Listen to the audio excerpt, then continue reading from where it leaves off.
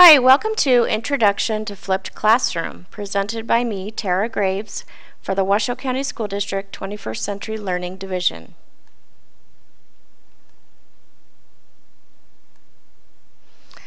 The objectives for the webinar are as follows: to identify what is meant by flipped classroom, understand the benefits of flipping, identify the challenges to flipping and possible solutions, identify the components of flipping, explore various tools and resources, help you make a plan, and also to motivate you to explore more about flipping your classroom.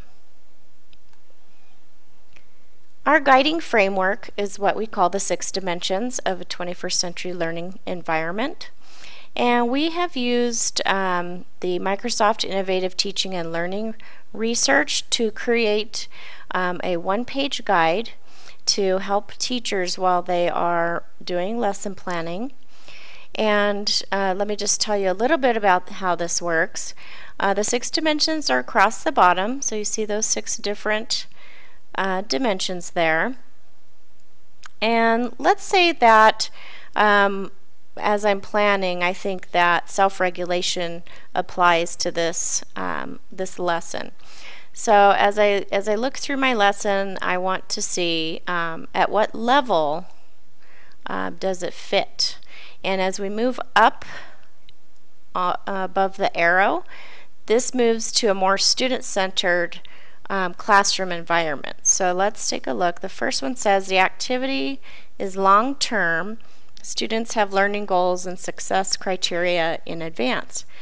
So if I can see that, yes, the learning activity or a part of my lesson requires that it's long-term, and they also have the goals and their success criteria like a rubric or something in advance, then I can move up to the next criteria. And this is where I say, okay, do students plan and monitor their own work? Well, if they don't do that, if I'm setting up all of the deadlines and step-by-step for them, then I might need to go back and change that learning activity so it will fit and make it more student-centered. And then after I've done that, I can go up to the third box and I can ask myself, do the students have the opportunity to revise their work based on feedback? And if I can say yes to that, then my learning activity is very strong in self-regulation. And it's not expected that every lesson, every activity that students do would have would reach this top box in every dimension.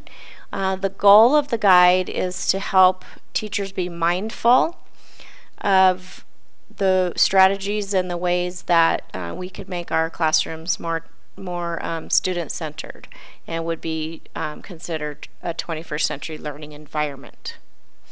When the video stops, you'll be directed to a link where you can download this guide and also have access to all of the more in-depth content for each of these dimensions.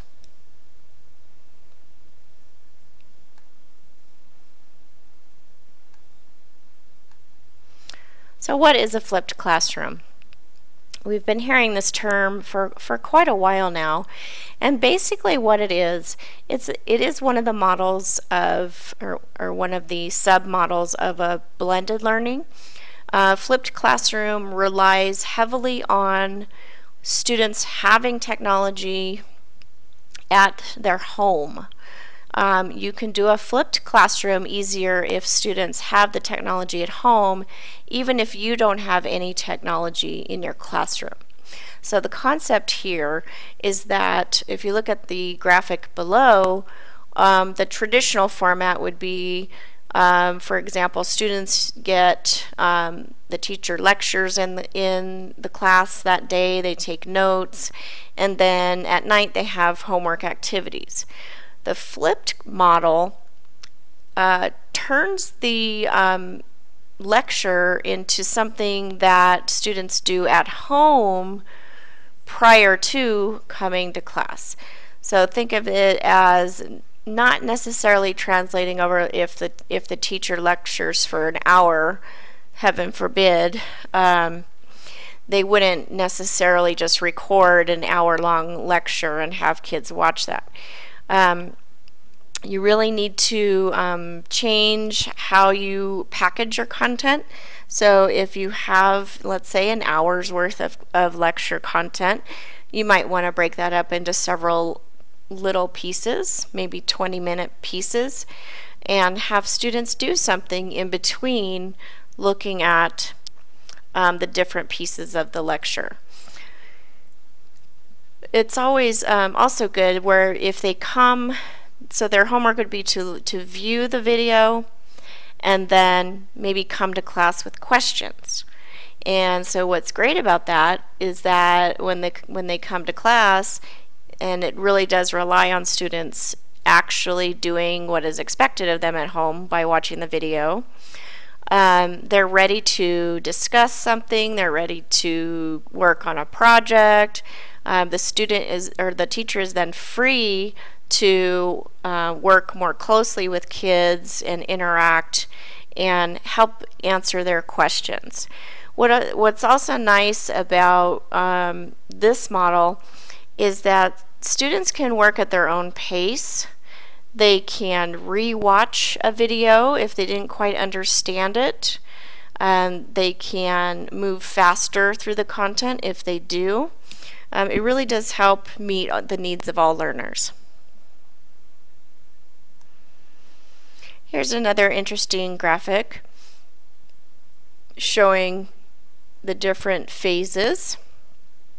So this first phase is they're at home, so they prepare to participate, so they're watching a video of some sort, and it looks like they're watching a little lecture video. Then the next day when they come to class, they practice applying the key concepts with feedback. And then when they're back home, they can check for understanding and extend their learning. So again, it's a little cycle that happens. What else is nice about it is students won't get frustrated, parents won't get frustrated with the homework because maybe the parents don't quite understand how to do the homework. If they're just watching a video and taking some notes, that's pretty low stress as far as homework goes.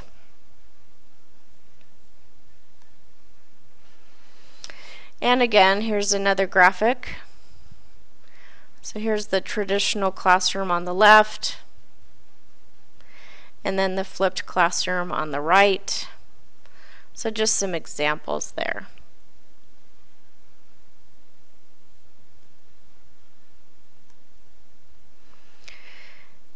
And another graphic. I really like it when I can find these perfect little infographics to demonstrate or to explain this concept. And I like this one because it keeps going in a circle, and that's really what flipped classroom does.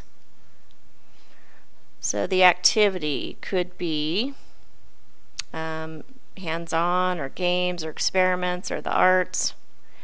Concept exploration, this is mostly what they would do at home. See how it says asynchronous individual? This means that they're doing this on their own time, so at home and by themselves. And then also these types of activities here, also asynchronous on your own, so making meaning from what they've learned. And then up here, now what? So now they're with their classmates in school. They can go deeper into the concepts. They can apply what they've learned. And then back again here to more extended learning.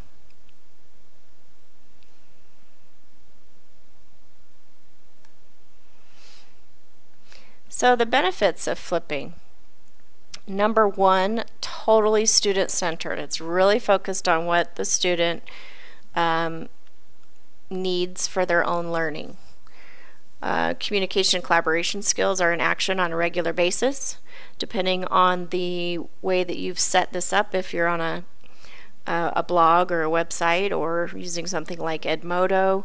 Students are in constant communication with their classmates and the teacher, and being able to interact with the content whenever they are wanting to. They don't have to wait till they get to school the next day to get questions answered. They can truly become a learning community and help each other with anytime they get stuck on something. Self-paced inquiry leading to mastery. Again, students can work at their own pace. They can go as fast as they want to go, and they can back up when they need to and re-watch something. They get differentiated support when they are face-to-face. So when they come to class and you set up the habit that they need to come to class with questions. They need to be able to take their own learning into their hands and be ready to get those questions answered, so then they can move on into the project or whatever it is that they're going to do in class that next day. Subs, if you've been teaching for any length of time, you know that it's much easier to come to work sick than it is to prepare for a sub. If you flip your classroom, you really don't have to do a whole lot as far as planning for a sub, because once students get into the whole groove of everything, they are pretty much managing themselves as far as the content goes. Also, for absent students, if you have all of this content and assignments living somewhere on a website or a blog or Edmodo, you don't have to pull out worksheets or write down book chapters or anything like that, because it's already there online, and some students would be able to actually keep up the day of that they're missing. And then parents learn with their children without the burden of trying to help with homework. For me, this is huge. As my daughter's into high school now, but when she was in middle school and trying to help with algebra homework, it was frustrating for both of us, because it obviously not my best subject area, and trying to help her was pretty stressful, even with technology, to try to help find some answers. If the teacher would have flipped the content, I could have learned right along with her, and once she went to class the next day, then she would be able to work out all of the problems with that expert teacher in the classroom.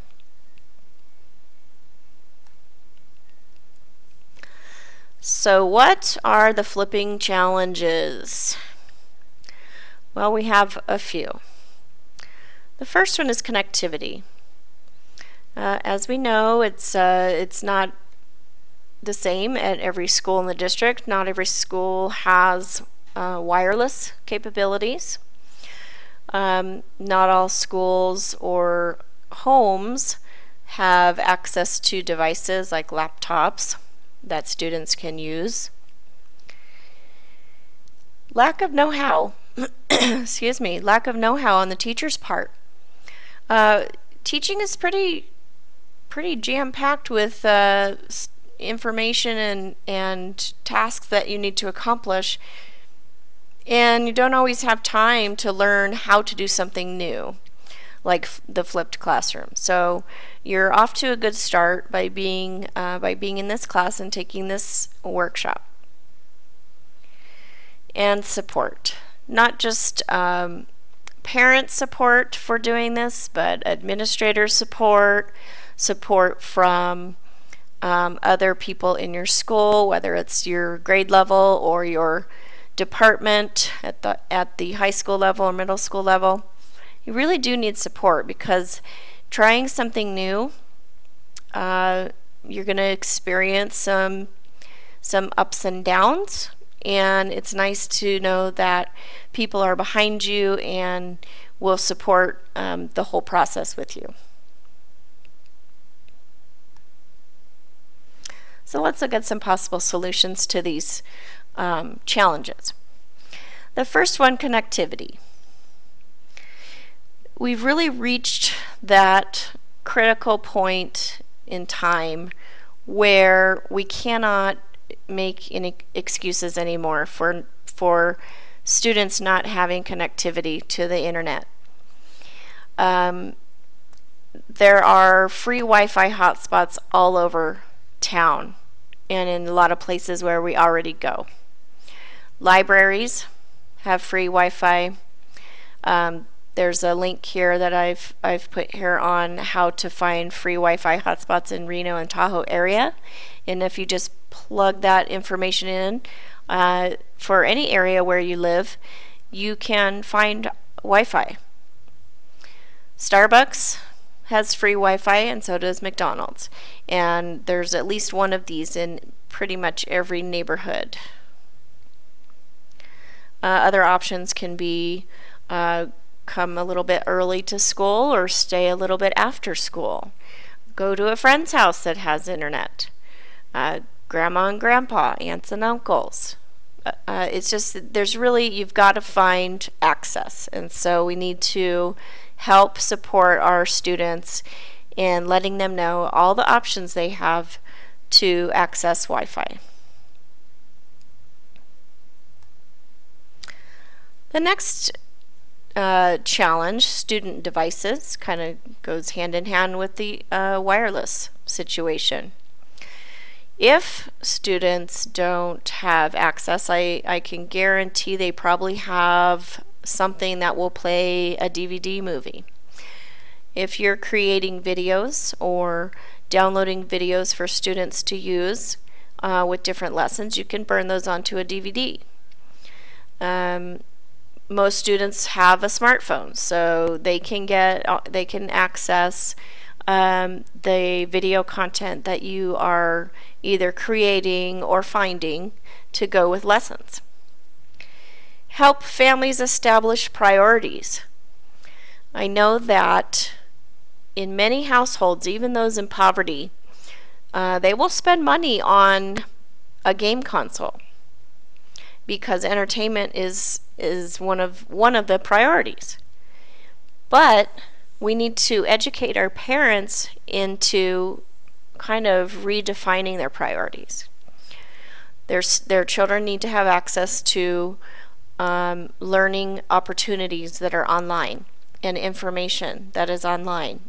So just helping them understand that they can have a laptop or a netbook that will help them to be successful in school. So it's just a matter of setting those priorities and educating them on how they can get access.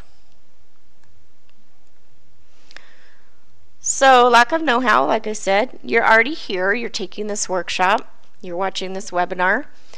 So keep doing that, keep educating yourself. Read or surf the internet. There are tons of resources on our Pinterest board, and I will show you the link to that. And this is a great book here, this Flip Your Classroom by Jonathan Bergman and Aaron Sams. They are two teachers who are pioneers of this concept, and really has a lot of nice information in there, really practical tips and little scenarios of, you know, their successes and failures. So I recommend that as well. And collaborate. You are creating another part of your personal learning network with the people who are taking this class with you. So make sure you are staying connected throughout the course and also after, and really learn from each other and share your experiences and ideas.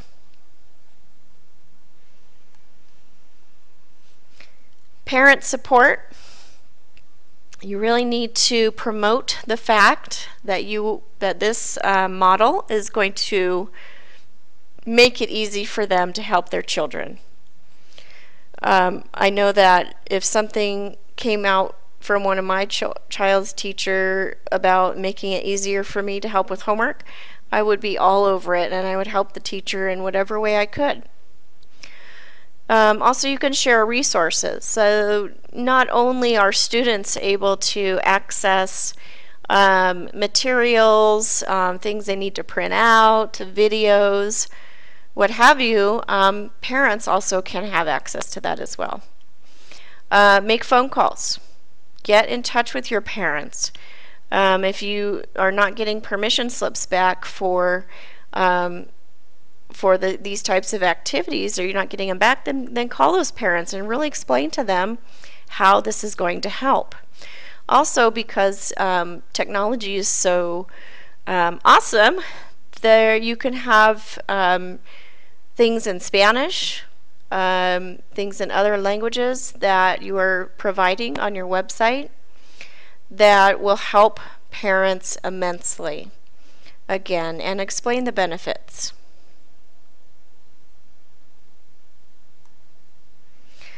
So, components of flipping.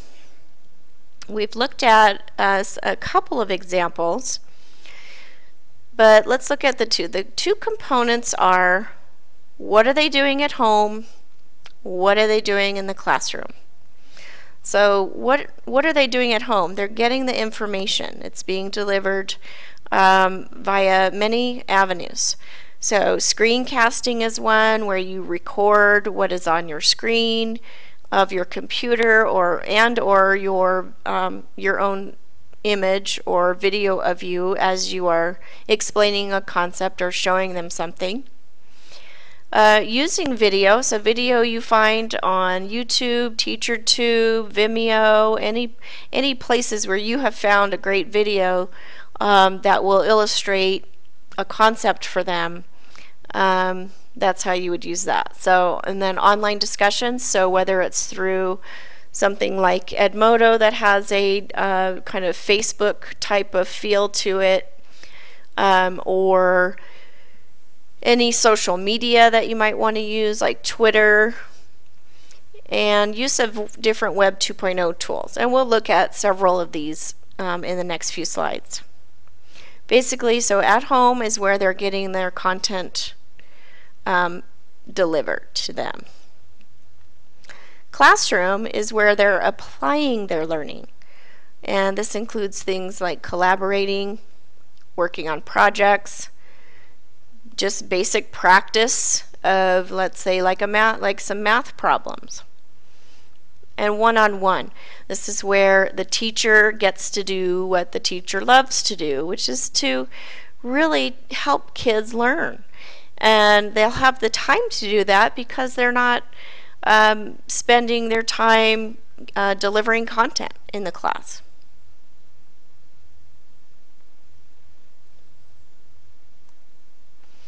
So let's take a look at some of the tools that will assist with this. Screencasting is what I'm doing right now for this webinar. I am using Screencast-O-Matic, and I'm using a Google presentation or Google Slides, and I'm just recording my voice as I go through this slideshow, plain and simple. So if you have created, PowerPoints or anything like that, like a presentation, you can, as long as it's accessible from your computer, you can record yourself talking through the presentation. You can also embed videos within a slideshow as well. So some of these tools, let me go around. So ScreenFlow is a Mac product, and it is not cheap. I think it's like it might be almost $200, but it's pretty robust. It has a lot of great features, a lot of editing type of features as well. Very much a great tool, but a lot of features that the beginner probably doesn't need. The Screencast-O-Matic that I'm using right now, it's free for up to 15 minutes. If you want any longer than that, you would need to pay for it.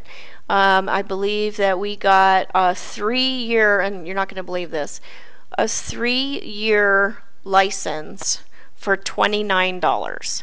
So that is probably one of the best bang for your buck that you could probably use forever and ever, as far as you wouldn't need anything more robust unless you're producing some professional tutorials, which is what Camtasia and ScreenFlow are really used for. But Screencast-O-Matic, super easy to learn. You can pause it, you can re-record over, if you messed up on something, you can back it up a little bit and re-record it. Screener is another cool one. This one is free up to 5 minutes.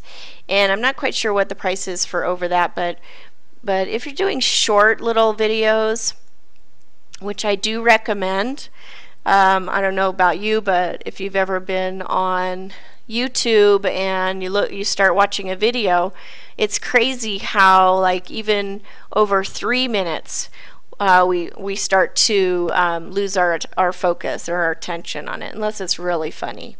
So these two would be great choices for you.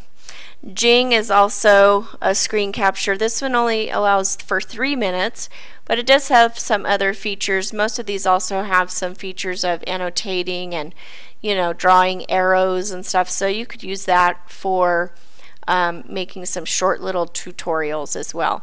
And I know that Jing and Screener both have where you can just house your videos on their website. You do have a limitation on how many videos you can store, unless you do want to pay for that. But what I do is I just download the videos and then put them on YouTube, and so that's free. Alright, so that's screencasting. Using video. So what I mean by this is using video that has already been created, or you can create your own videos. If you have a webcam on your computer or laptop, you can record yourself talking. You could also combine that if you want to do screencasting as well, that we just talked about. Active boards, you can record the lesson as you are going through the active board. So if you have an active board, you might want to check into that feature. And if you don't really feel comfortable yet creating your own, which I have to say that students love it when it's their teacher that they're watching. There are lots and lots of great videos out there on these sites that you see on this slide, but they really do love seeing their own teacher or hearing their own teacher's voice when they're doing a lesson at home. But in the meantime, let's look at some great things to get video and just access them.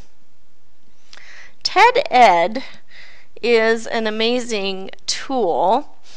It's using TED Talks or any YouTube videos and creating a lesson. And when the video stops, I will let you have some time to explore each of these tools more in depth. So the link that will open up for this will show you the website tour. But let me just scroll through here and show you. So you take the lesson, and then it's got a template. You take the video, and you can either use a lesson that's already created, or you can modify it. Okay, so you watch the video. Then it asks you some questions, and then it gives you some additional resources for you to explore, and then you can participate in a discussion. So it really makes it nice to use already created videos. These are all on YouTube. Okay, you can also customize any lesson. So let's say you like this lesson, but you want to modify part of it. So I'm just going to go and show you the catalog here of lessons. Here's all the categories. Okay, and then it brings it up, and then I can go through and find one that I like.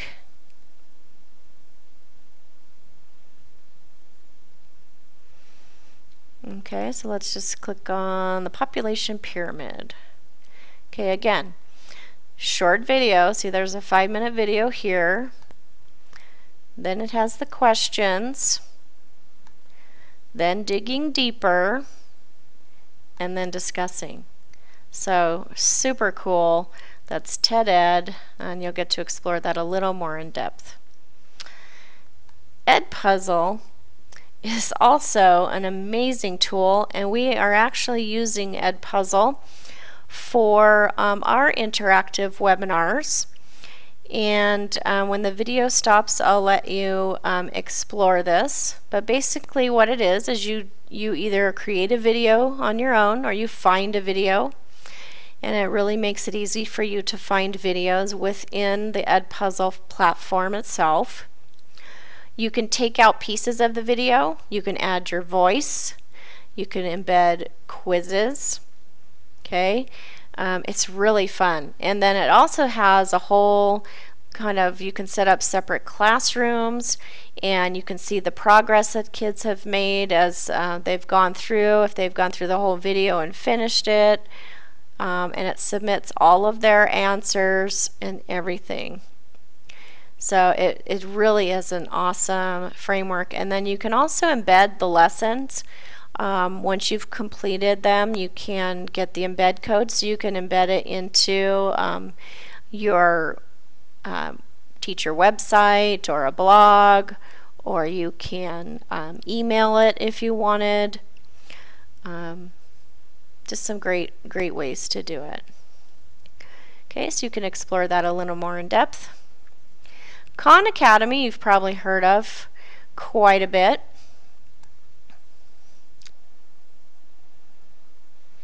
Okay, so Khan Academy, I'm going to just show you. And I've created a class called Blended Learning. And what you can do,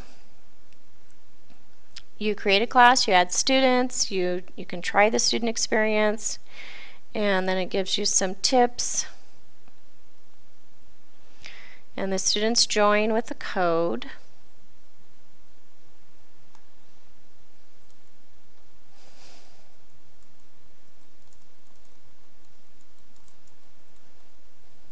Okay, so just create a class. And look at all the things that I can add to them. So it's, again, it's not just math, but there are a lot of really good math lessons. Here's all the subjects they offer. Now I'd say mostly it's mostly for upper grades as far as these other contents, but you can see math starts at the kindergarten level. And I'll just show you a short example here.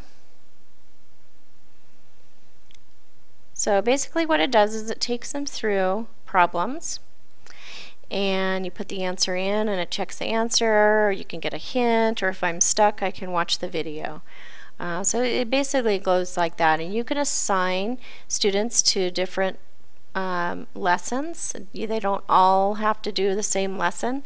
It's really based on their skills and what they can do. So that's Khan Academy, so you can explore that one a little more in depth. YouTube Teachers is, see if I can pause this here. It's a place for teachers that you can either find certain videos on different subjects and content. You can also contribute videos.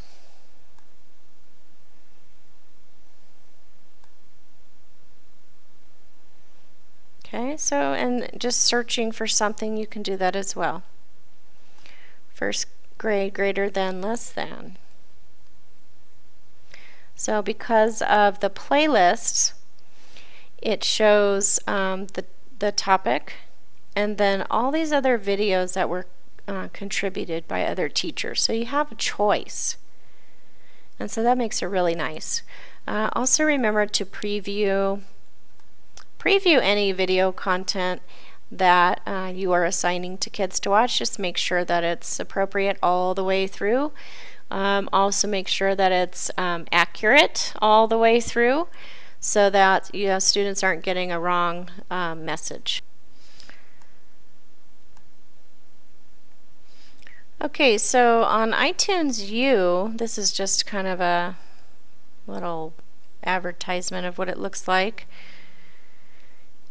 But you can access all this free content from universities, but also from K-12 institutions that are putting stuff on here. If you look at, you have to scroll all the way down to see, well, no, I need to go back. Sorry about that. I need to go back to iTunes itself. So iTunes on your computer, you do have to download iTunes. And how to find it, if it's not already on there, I already have it selected. But you scroll all the way down to the bottom, it might open up to like the music when you first open iTunes. If you just click on iTunes U, and you can scroll through on these different contents. Okay.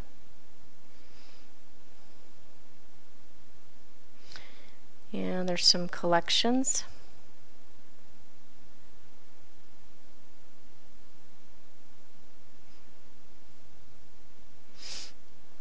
There's some this beyond campus, which are like museums,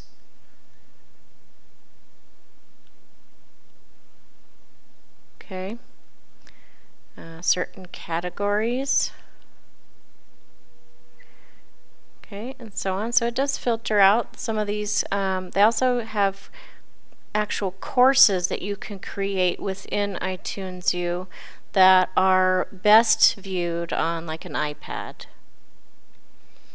Okay, so there's all that. Here's all the other things you can look through, the different categories, but I also want to make sure you look at this K-12 one.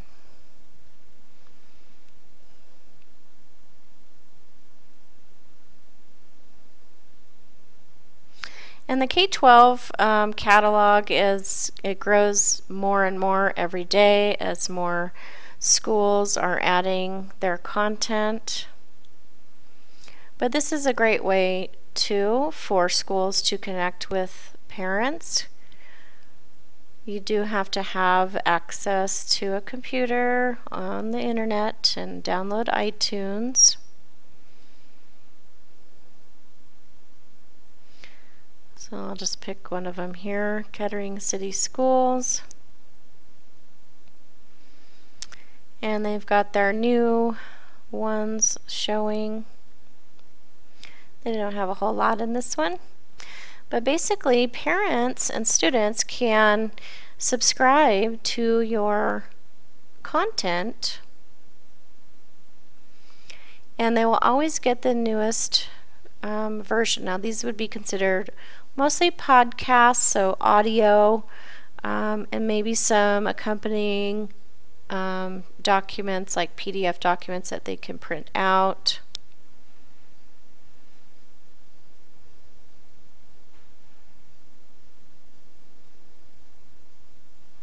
Okay, so you can just explore that.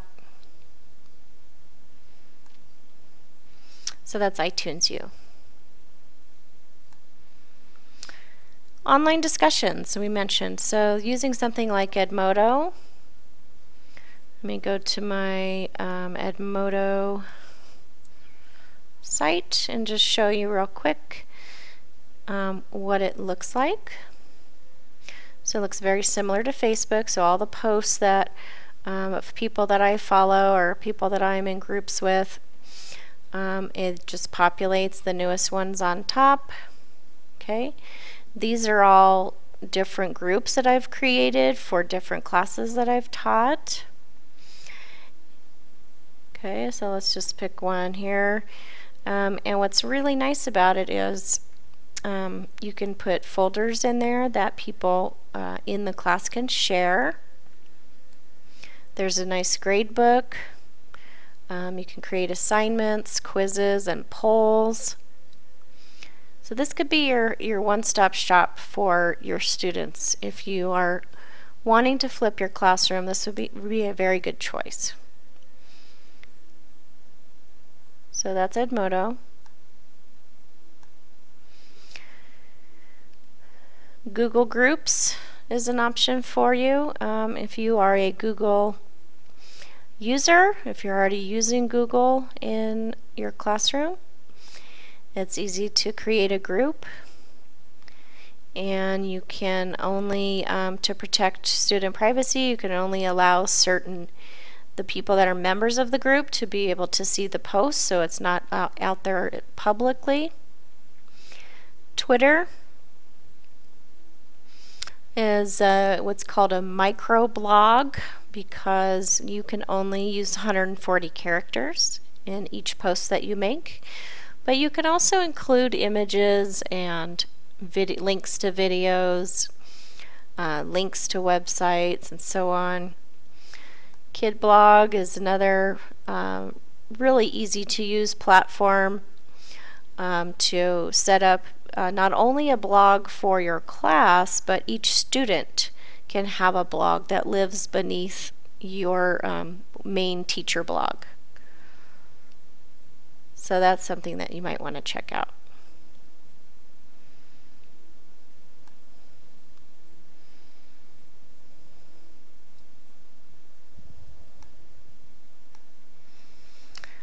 Alright, our next one is using different Web 2.0 tools for assignments. These are kind of fun, and just some examples. Thinglink is a really cool tool where you bring in an image, so you can upload an image, and then you can attach, these are all these little dots are either another image or a website or a video. See, this one's actually a video you can play. Hello, my name is Susan Axenbag. Okay. So it's kind of a fun way to have kids interact with something. So you can start with an image of like the big picture of the content, and then have smaller images around to represent it. So you need to create the image first and then bring it into Thinglink, and that's a free account, and then you're able to link this for other people. So the link would just be what's up here in the URL address box, and you can just share that out. So that's a fun way to use that as part of flipping your classroom.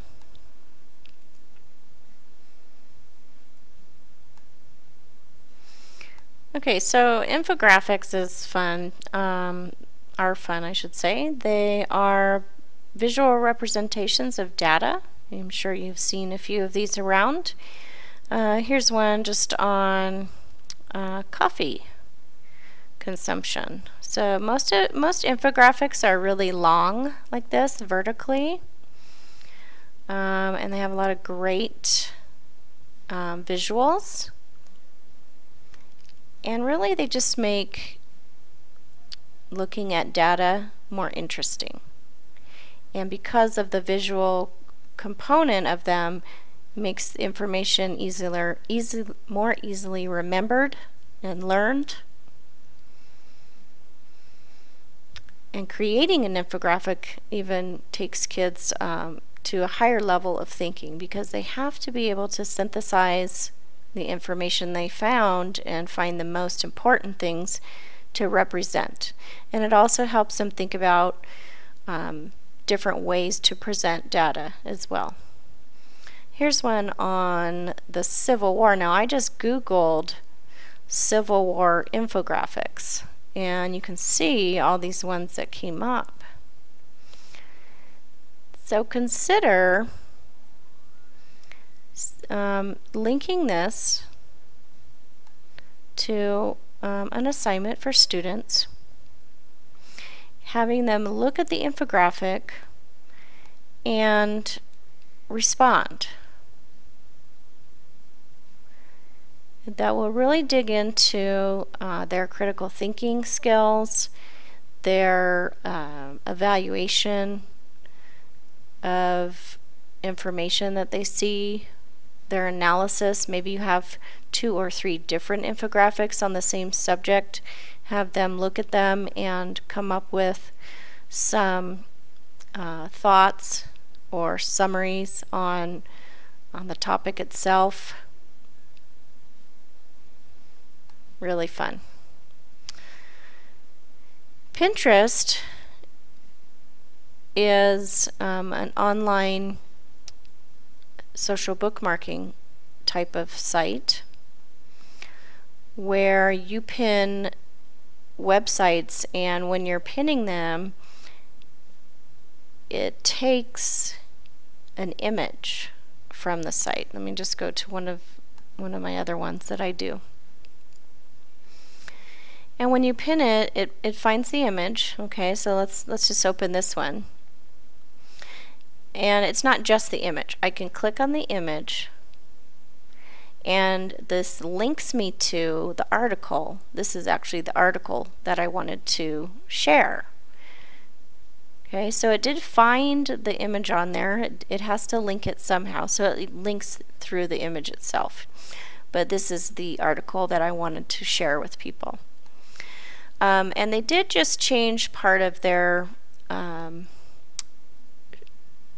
expectations for users. You used to be able to just share a link and people could see everything on your board without having to log in or join Pinterest. They have recently changed that. So you will have to get a Pinterest account to be able to look through pins that people have shared with you. So as a way of flipping your classroom using Pinterest, you can curate several different resources for them on a board and give them the link to the board. And all of the great resources you found are all in one place. So they don't have to spend a lot of time looking for different information. Google Drive is cloud storage for documents. And what's great about using Google Drive in a flipped classroom is you can always access student assignments through Google Docs if they share it with you, and give feedback in real time. So sometimes the students could be working on an assignment and you could be looking at it at the same exact time they were working on it. There's a chat feature where you have like the instant messaging type of idea. What you see on the screen there is actually the comments feature. So if you were to be editing a student's paper, you could highlight a sentence and put a comment in, like, oh, you need to capitalize this, or there's a spelling error in this sentence. They can correct that and remove your comment after they've resolved it. So that's what's really fun about using Google Docs. The same goes for spreadsheets or presentations or drawings. Anything in Google Drive is collaborative and you can share it. More than one student could be working on a presentation together. So just some fun things. Okay, our next category of tools here would be apps on an iPad, and all of these are our screencasting apps, so you can record what you're doing on the screen. And I'll just show you some little screenshots here of what you can do. So you can have any drawings you can import, you can just draw it all yourself, and then record your voice as you are interacting with whatever's on the screen.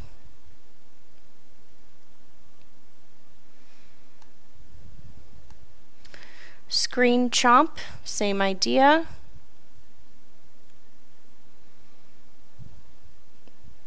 Pretty simple to use, just some basic drawing tools.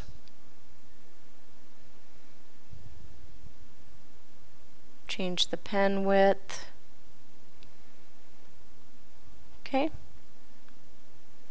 Screencasting, and these others, they do different things. Some of them are free and some of them cost a little bit, but they all offer different features here and there. So I would just check those out and see which one best fits your purpose.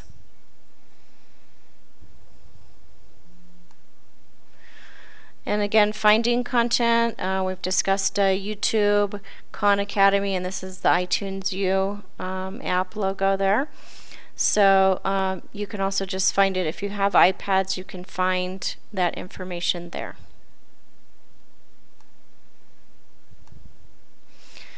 Alright, so we're coming to the end of the webinar, and I want you to think about all the different strategies we've talked about and tools we've talked about to assist you in flipping your classroom.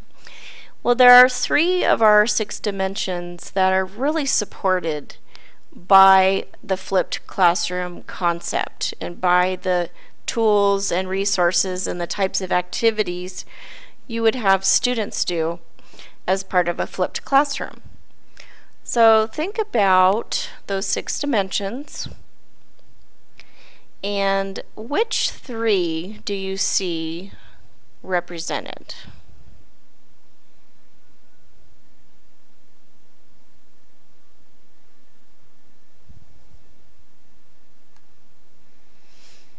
Did you get it right? Knowledge construction, absolutely. This is probably one of the most important things about flipping your classroom. They will be using resources and tools that you have put together for them in order for them to build knowledge. Because most of the time when you the things that are assigned for home is new to them, they have the opportunity to really dig in and make sense of what they're learning. Use of technology for learning, absolutely.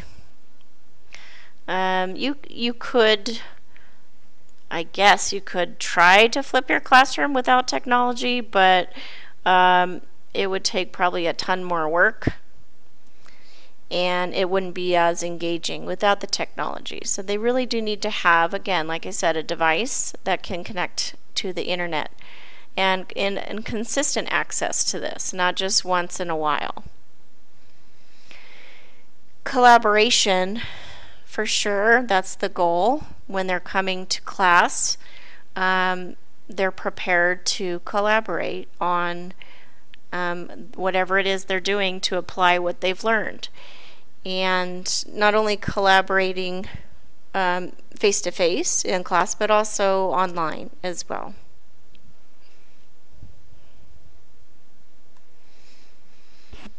So as you prepare to flip, there's some things that you need to consider.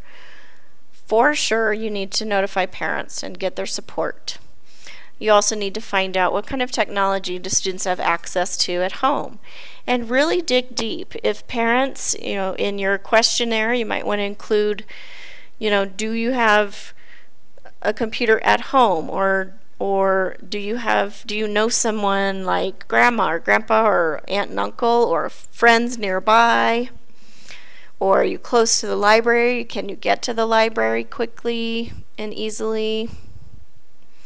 Really dig deep and find out what will it take to have each and every one of your students be able to participate. The low or the no tech options we mentioned a little bit about with burning videos to the DVDs. This would probably involve a certain cost to you if you are going to reuse DVDs. Another option could be to purchase some little thumb drives or flash drives that students can bring back and forth. Those are getting cheaper and cheaper each year. Prepare your students. So don't just one day say, "Hey guys, we're gonna flip the classroom." They won't be able to do it.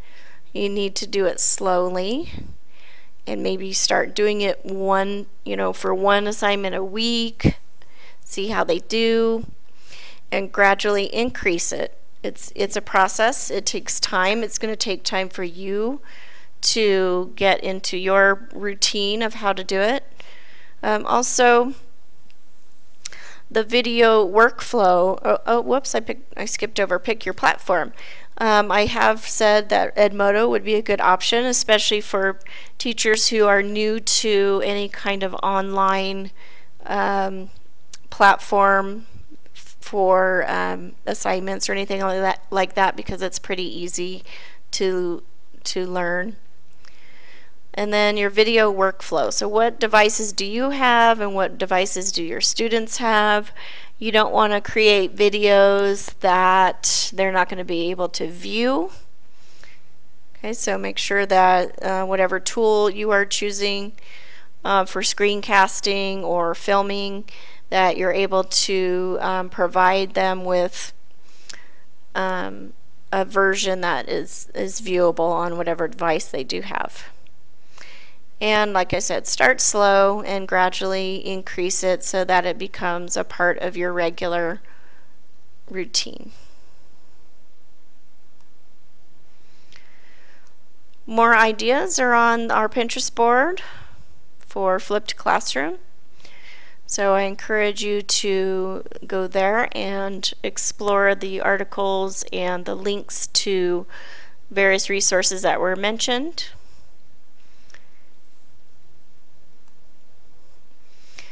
And our disclaimer: as with any online tool, there is always the potential that student privacy or data could be compromised. So you need to familiarize yourself with the various laws that protect student data and privacy. And also need to get support from your principal and permission from parents. Express written permission from parents on using certain tools, even Edmodo. You just want to make sure that you are protecting yourself as well. And there's another Pinterest board that we have that addresses those AUP and privacy concerns. So if you want to check that out and read a little more, just really make sure you're covering yourself, protecting students as well. And read the terms of service for any online tool that you are using, and also if any students have to create an account which identifies like an email address or anything like that.